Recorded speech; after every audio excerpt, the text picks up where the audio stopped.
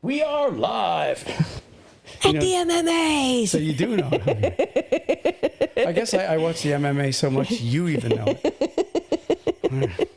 Yes. Anyways, we're not only a trucking family, we're an MMA family. We watch it. We're not fighters though. Anyways, okay. So podcast, trucking. Let's stick with that.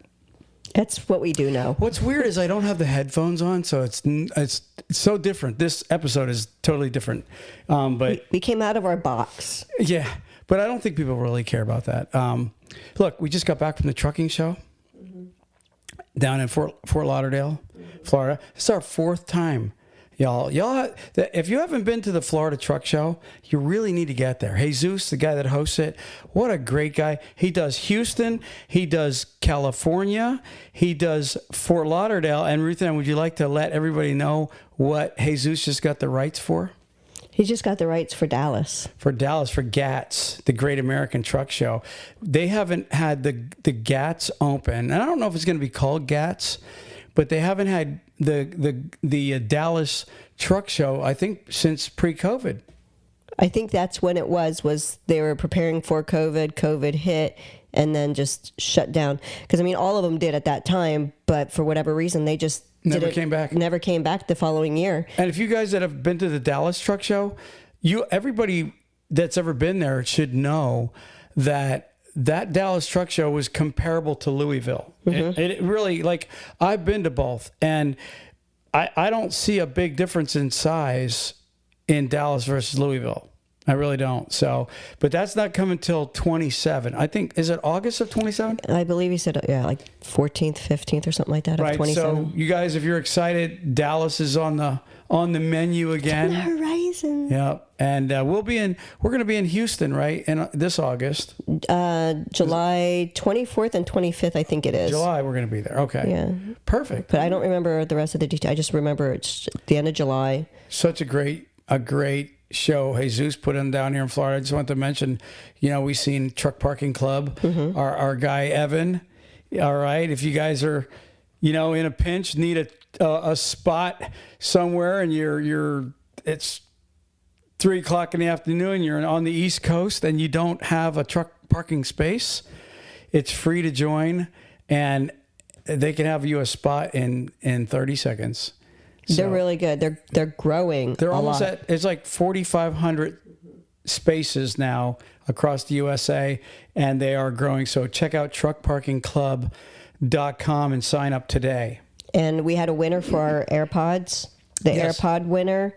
I could pull his name. Well, the AirPod winner was from Hey Bubba. Yeah, Hey Bubba was the person that was sponsoring the Hey Bubba part of it. Yeah, Hey Bubba is the digital AI dispatch, which is amazing because you can be driving down the road and just say, "Hey Bubba," and Bubba will come on and tell Bubba, "I need to pick a load up here, and I need to find it going there." Right. And Bubba will find you several loads normally, if they're available fast. They do that. They also will scan everything for if it's a good shipper or not. Right. Yeah. And they'll also argue for the rate? Like he also helps with getting the rate right and stuff like that. Like there's a lot that they do. Now this is Bubba, the actual AI dispatch that's built into your phone in an app. Literally will say to you as a driver, I found you a load from, I don't know, say Dallas to St. Louis, and here's what it pays. Well, you can say, I don't like that rate, and now Bubba will actually call the broker and haggle with the broker to try to get you a better rate. How beautiful is that? It's a great. I know this. If I was a driver again, if I was back out on the road and I had Bubba, every load I got, I'd say, that's not good enough. Get me more. Book me more. Why not? Hey, Bubba, see if you can get more out of that broker.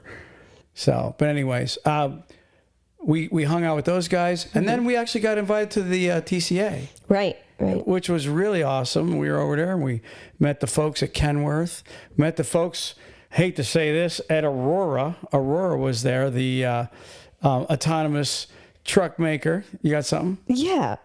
I don't know if anybody else at TCA noticed it. What's that? But the Aurora truck had a big, where it, I've never done it, But like when you skim, like if you're in a drive-through and you hit your mirror, that scratch that comes on your mirrors when you So hit. the autonomous truck had damage. It did. And I wanted to ask them, but I wonder how that happened. Being that it doesn't have a driver. I really wanted to ask them if the window was, or the mirror was damaged prior to having the driverless system installed in the truck, or did they get the truck that way? I would like to think the driverless system did it. I think that they would. I have more faith in drivers than I have in autonomous, an autonomous system. I agree, because I think personally, this is me.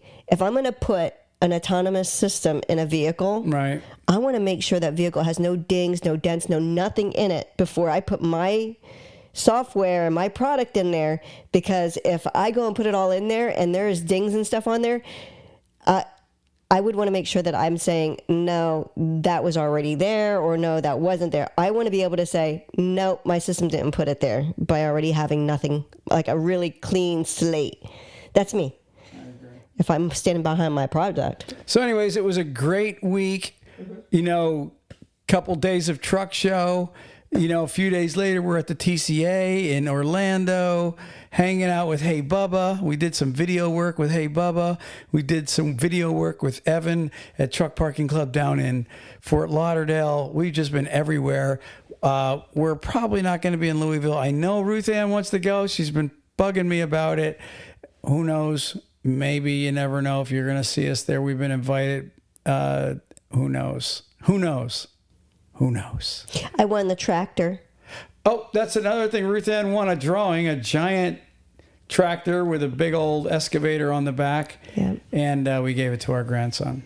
And he knew everything about it. Yes, he already knew how to work. First thing he wanted to do was open up the door so he could try and hit the horn. Yeah. And it was a horn on the steering wheel and not a cable. So kind of threw him off, but he still...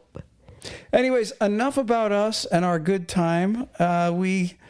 We're not used to being on camera for the podcast. I'm used to being in videos, but I'm not used to doing a recording because I hate to do retakes.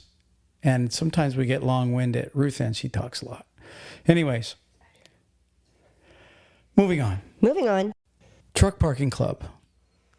No, seriously, let's do a commercial. Truck Parking Club. Truck Parking Club. Okay. They've got over 4,500 spaces. Seriously, from California to Maine. Honestly, they've got 4,500 spaces. If you need parking in a pinch, it's free to join. Just go to truckparkingclub.com and join for free today. You may never need them, but then again, there's going to be times where you are in an area where there is no parking. And if you're an owner of any land and you want to go ahead and help drivers out by renting out spaces, you can also sign up. And once these spaces rent it, you actually get paid instantly. Evan told me. Yeah. Really? And then we also have Hey Bubba. Hey Bubba. Hey Bubba. And it's Bubba.ai is the address. Bubba.ai. What did you say about Bubba? I just love saying it. Hey Bubba. Hey Bubba. Bubba is, again, we'll say it, an AI dispatch. Bubba is capable of actually dispatching a whole company. They've got actually a company right now that has 1,000 trucks, and Hey Bubba's managing that. They have companies that have 100 trucks. But here's what's really cool about Hey Bubba for the drivers out there. If you're a one-truck chuck, you have only one truck.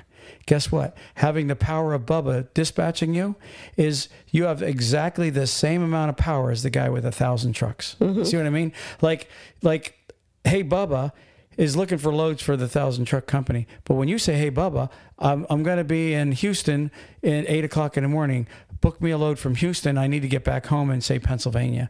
Hey, Bubba, he's already literally giving you load offers while you're driving down the road, because you're speaking to him. That's amazing about Hey Bubba. So check out Hey Bubba at bubba.ai and sign up. That also is sign up for free today. I like both of them. All right, we're back. We're back. And our first video podcast. Ruth Ann, pull up the article of the trucking company owner. Are you guys ready for this? That got in trouble this past week. And there was a podcaster involved. Okay, it's in the news. I'm not here to pick on anybody. I'm not here to pick on a fellow podcaster. But the owner of a trucking company got kicked out of a... where did he get kicked out of? T-Mobile? T-Mobile. So it's just like like when you and I go to the AT&T store, that kind of store. Just basically a T-Mobile store where you can buy phones and get plans and this and that. Okay, so something happened. We don't know. In defense of the owner, what's the owner's name, Ruthann? The CEO. He's not the owner? He's the CEO of the carrier. So he's a CEO. Hopefully he's still the CEO. That could be bad for him. Okay, I thought he was the owner. You sure he's not the owner?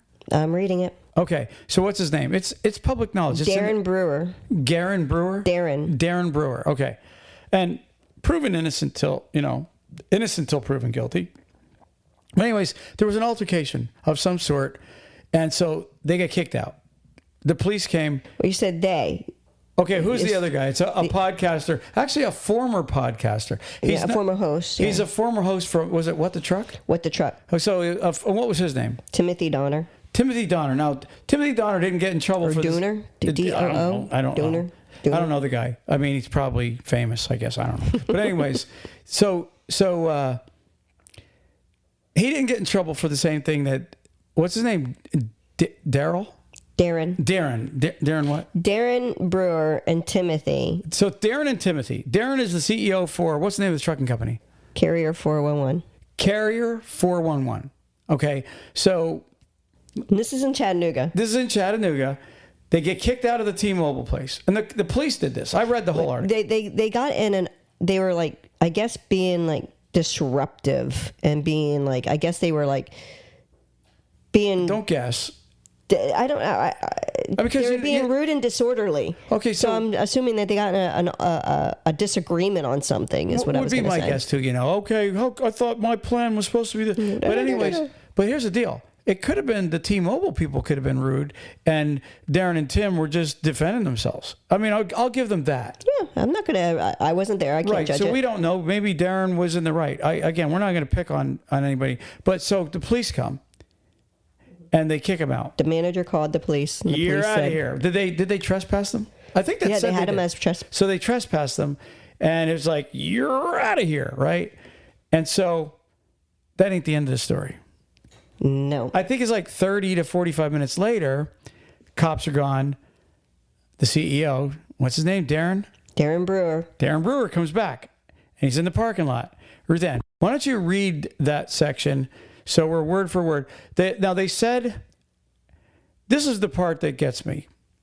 They said that he grabbed his genitals, right? And people got offended, right? And even a woman said, I wasn't comfortable because of my kids being there, right?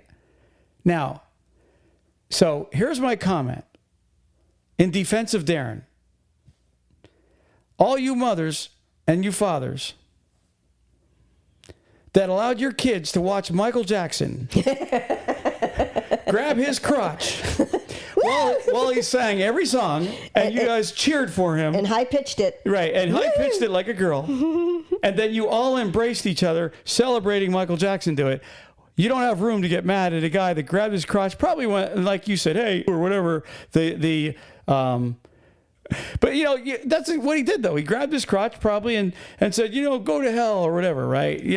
That's my only guess. If he already was fired up because of whatever altercation that him and Timothy were in, he already had that adrenaline and testosterone flowing through him. So he came back probably to tell off the manager at the T-Mobile because of, what'd you do that for? I wasn't involved. Whatever he had to say, maybe he forgot his phone there. Maybe he never got his phone situated because he was there for an issue.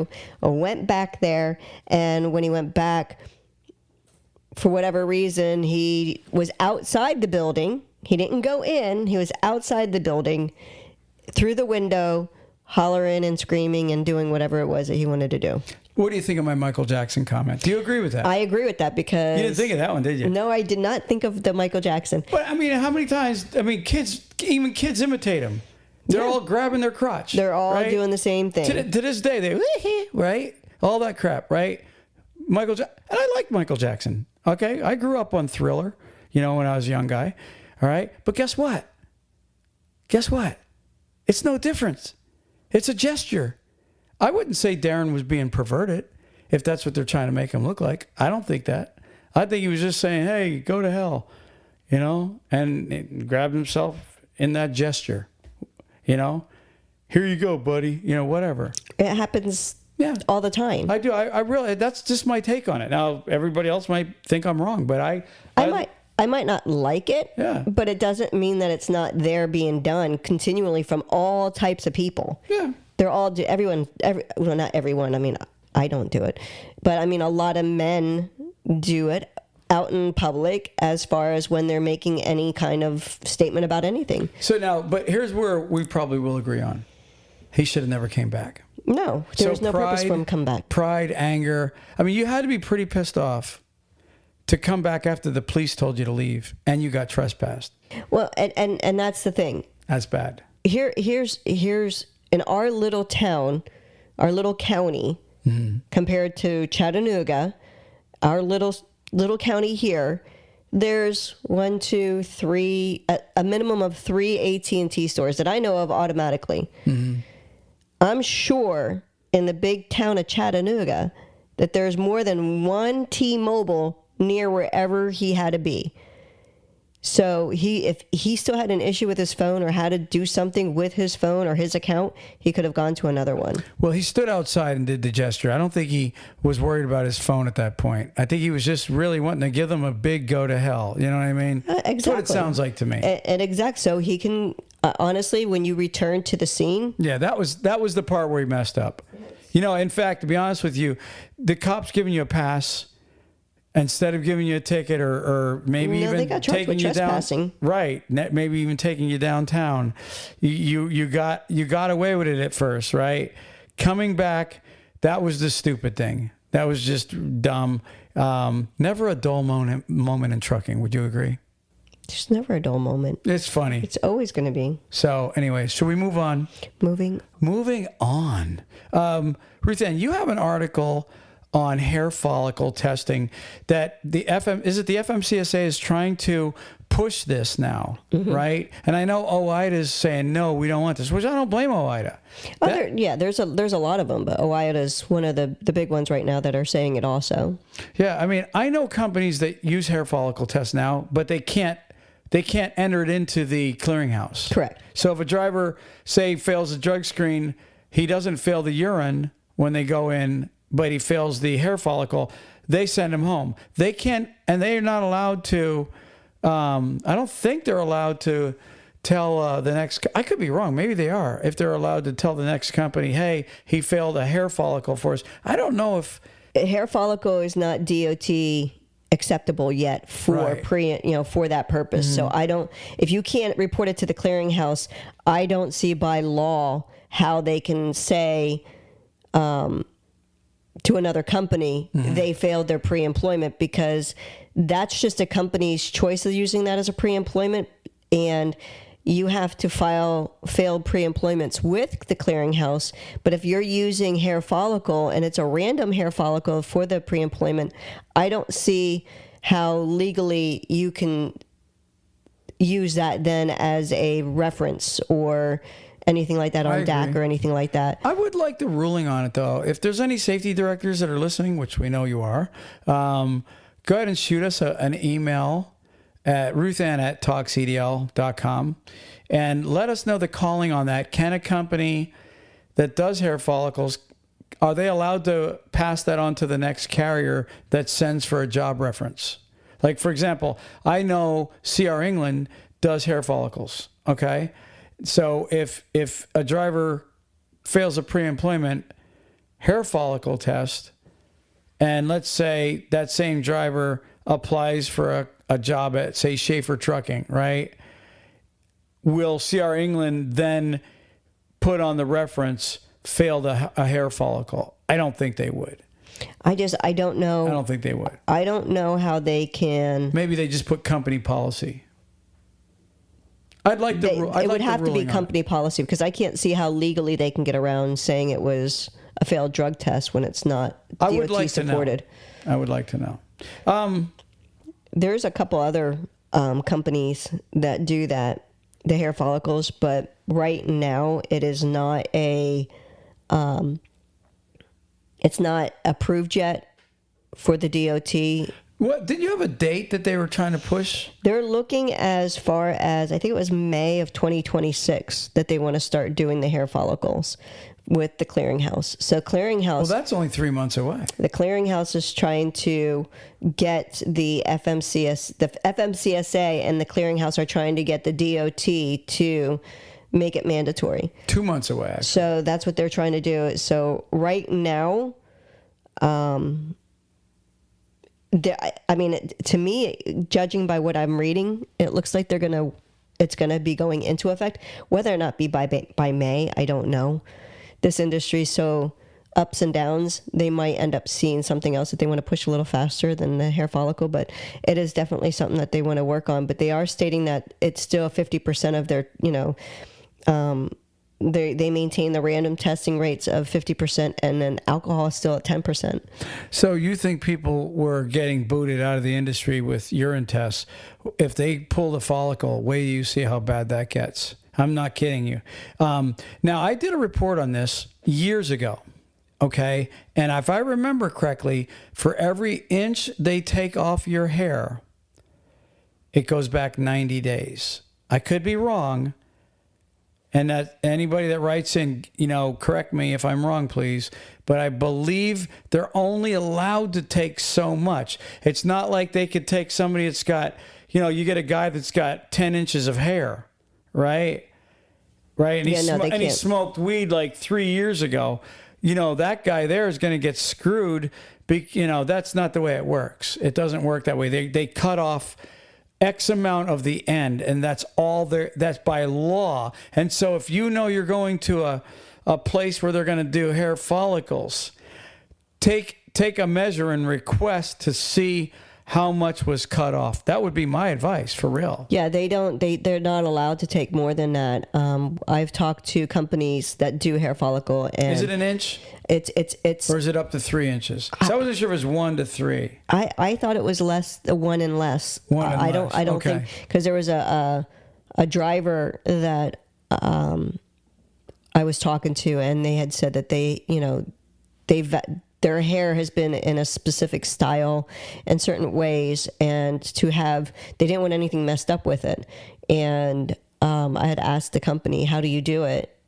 This one that I knew, and they said that they only take a specific amount. And if I remember correctly, it was even more like an underneath, like where it's not shown as drastic as, like, they don't just go and clip right here, and the next thing you know, you've got like an area that's lifted up. I also heard if you go in with your head shaved, they find hair on you somewhere. They have to get bodily hair. So, if you want to be that guy, they might say, let's get some leg hair, or let's get some other hair, chest hair. Who knows? I don't know. Right.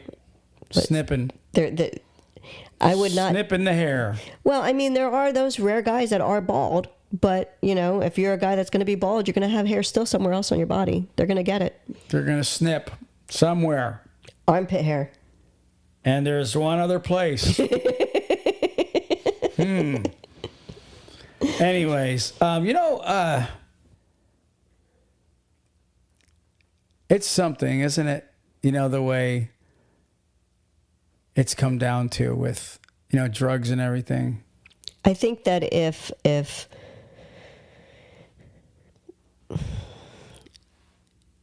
the industry should have never gotten to this point where it's at now, where there's so many people out there that feel as though it's okay to be doing drugs while you're driving such a responsible type of equipment. Yeah, but let me say this. Alcohol's been around forever. And I'm not trying to defend people, but I am defending people in a way.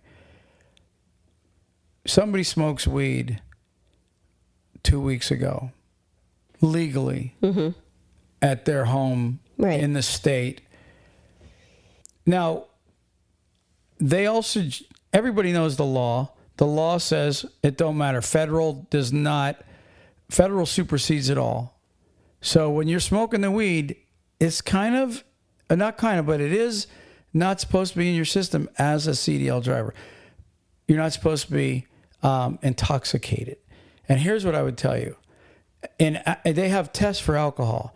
They know if you're drunk or not, right? Mm-hmm. Because I think it's after 7 hours, it's not even in your system. because alcohol just evaporates out. It comes out in the urine. Right. But it's after 7 hours. You don't. That's what I'm saying. There's a rule with alcohol. After so long, it's never going to. You're not going to fail. You can't. Mm-hmm. But with weed, if you smoked weed 2 weeks ago, right? Mm-hmm. And now if they have the hair follicles and they go back 90 days, I heard it's going to be 90 days they're going to go back. Mm-hmm. It is. If you smoked weed 89 days ago or 90 days ago, right? You are not high today. Correct. Is my whole point. You're not intoxicated. And you're in a state where it was legally allowed. Correct. Well, the problem is, okay, it's almost, I don't know how to say this. It's almost it's a hypocrite. It is hypocrite. I mean, you're a hypocrite. I'm trying to think of the word hypocrisy, which is a hypocrite, right? It's okay. You're ruining this guy's life because he smoked something in a state where it was legal on his own time, and 90 days ago he's clearly not high. But a guy that was stone cold drunk, tripping over the couch yesterday, is wasted out of his brain, and he gets a random 24 hours later, and it's not in his system. Okay, right? It just doesn't make sense. You know what I mean? Don't. I agree with you. If you want to become a billionaire, invent the test that shows if a man is high when there's THC in his, when there's THC in his system. Invent that test kit, and you will be an overnight billionaire. I guarantee you that you would be. Any one of those that show an active drug in the system, and I say active because marijuana, you could smoke it, and within just like drinking, hours later you're not high anymore. Right. That's why they constantly got to keep chasing that. Right. The joint or whatever they do. So the point is if you can develop a test that will show that person's actively high without, you can look at the pupils and you could do certain other things and notice a change in their system, but you don't know how high they are. So if you could come up with something like that, I think that would, you said, that's the ticket. They'd be a billionaire. Right. If you can say he's intoxicated, because what I believe, if you smoked weed, say 3 weeks ago, and you test positive for it today, they don't know that you smoked it 3 weeks ago. No, they have no idea all when. All they know is that you have it in your system. Mm-hmm. And that is really where I would just tell any driver, you're a dumbass if you're smoking weed. I would tell you that only because you guys already know that no matter what, you cannot fight it. You cannot say, well, it was legal in my state. You can't say I wasn't high. It doesn't matter. If you have it in your system, you're screwed. So I would just tell you, you're not being smart if you're trying to smoke it in protest or whatever you're doing. There's absolutely nothing that you'd be able to stand on with that, because you can't even say that it was someone smoking it near me. The secondhand smoke of marijuana is just not stable enough to try and say, oh, I got it I wasn't smoking, it was my buddy next to me smoking. Yeah. It's absorbed through you inhaling it. And all right. It can't be done. Yeah. So anyways, invent the test kit and you'll be very, very wealthy. Moving on. And, wait, did you have something else that you want to talk about? I know we had a couple things. Was there something else?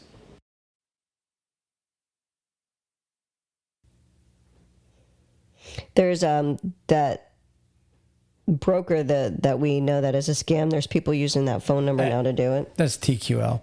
Listen, the other thing I wanted to mention you sent me was what year? Like 2028, they want all rest stops to have EV chargers for semi-trucks. Mm-hmm. Okay, so they're wanting what an infrastructure strain on the grids and everything. I mean, it's amazing because it's horrible. No, a lot of people I see talking online, they say that the grids, in a lot of areas like California, I think Texas, are so heavily loaded up that to start having these mass chargers stuck in all over the place is going to be a strain on certain areas. Who knows? But the bottom line is by 2028, they just announced they want all rest stops. When you pull in with your Tesla semi-truck, all right, you'll be able to charge it up right there. This sounds so girly. I'm sorry. Tesla.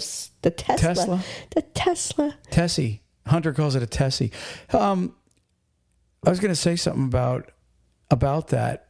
Oh, while we're here and we're talking about Tesla and EVs, have you noticed and it's the beginning of March 2026, and who knows if it's going to change. So I just want to make sure everybody knows about when we're talking about this. Fuel prices are through the roof right now. In most cases, over $5 a gallon. I was talking to a driver today, right?